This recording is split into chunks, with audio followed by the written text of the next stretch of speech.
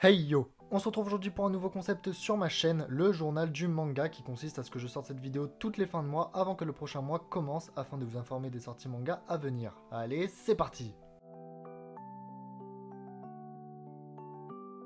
Donc tout d'abord le 4 mai on a le tome 101 de One Piece, le tome 6 de Solo Leveling, le tome 31 de Black Clover, le tome 7 de Toilet Bound Hanako-kun, le tome 9 de Kaguya-sama Love is War, le dernier tome de l'édition Deluxe de Sunken Rock, à savoir le volume 13, le tome 9 de Aohashi, le tome 13 de Orient Samurai Quest, le tome 4 de The Eminence in Shadow, le tome 6 de The Witch and the Beast, le tome 2 de Phantom Seer, le tome 6 de World's End Harem Fantasy, le tome 3 de Butterfly Beast, le tome 6 de Keiji,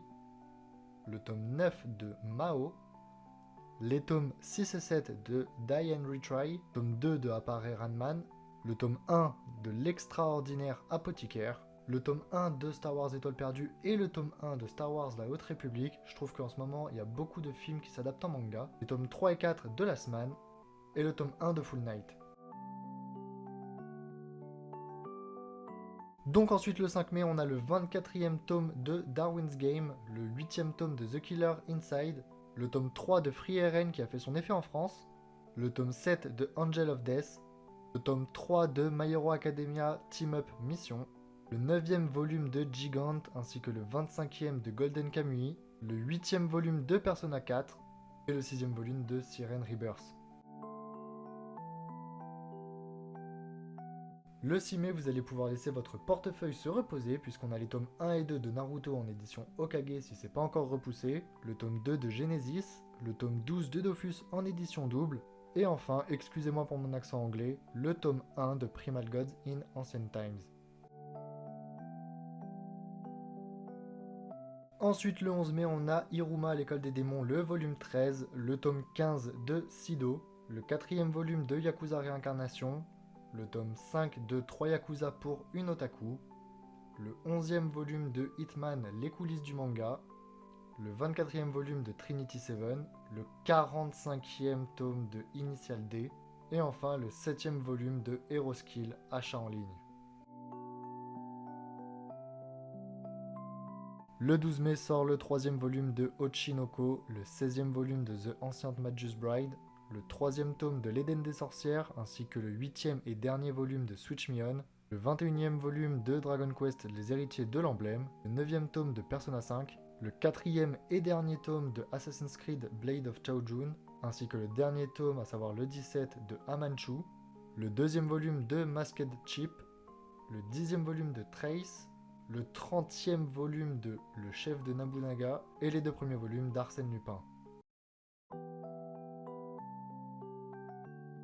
Le 13 mai, à l'instar du 6 mai, possède assez peu de sorties, à savoir le 9e volume de Cigarette and Cherry et le dernier volume, à savoir le 14, de So Charming.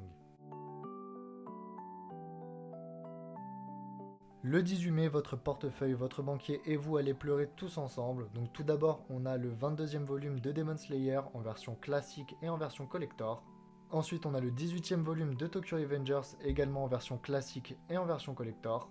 Suivi du tome 9 de Blue Period, du tome 4 d'Orimiya, du 17e volume de To Your Eternity, du 5e volume de Elfen Lied en double édition, du tome 10 de So I'm Spider for What, du 5e tome de Parasite Reversi, les 3 artbooks de Demon Slayer qui sont disponibles à l'achat singulier ou en coffret, le 4e et dernier volume de la nouvelle édition de Tokyo Mew Mew et le 14e et dernier volume de X-Arm. Le 19 mai nous offre également plein de surprises avec les tomes 21 à 24 de Kengan Ashura, le 6e volume de Shigurui, le coffret des tomes 21 à 30 de Eureka ainsi que la nouvelle édition de Satan 666, donc les tomes 1, 2 et 3 à 3€ par Seishi Kishimoto, le frère de Masashi Kishimoto qui lui-même a écrit Naruto, le premier volume de Vinland Saga à 3€ ainsi que le premier volume d'Akame ga Kill à 3€ et les 3 premiers volumes de Saint Seiya à 3€ unité. Ensuite, le 20 mai, on a le 23e volume de Fire Force, on approche dangereusement de la fin. On a le 5e volume d'Undead Unluck. on a le 4e volume de Arrête de me chauffer Nagatoro en version classique et en version collector, le 4e tome de Miss Kobayashi's Dragon Maid, le 11e volume de Birdman, et les 2 premiers tomes de The Elusive Samurai par Yusei Matsui, l'auteur de Assassination Classroom.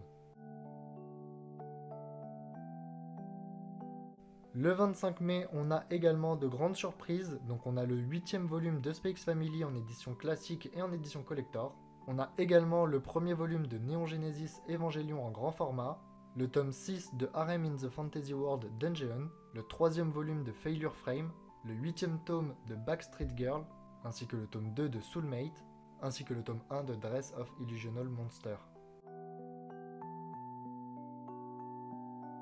Et pour terminer ce premier journal du manga, le 27 mai sortira La Voix du Tablier, le 8e volume en version classique et en version collector, le tome 14 de Shaman King et le tome 4 de Yu Yu Hakusho en Star Edition, le 9e volume de Shy, ainsi que le 3e volume de ReZero 4e arc, le 2e tome de Berserk of Gluttony et le 8e de Danmachi Sword Oratoria, le 2e volume de ReZero Chronicles, ainsi que le 22e de Merry Nightmare, ainsi que le coffret des tomes 9 à 12 de Spice and Wolf, et l'artbook de Loputin.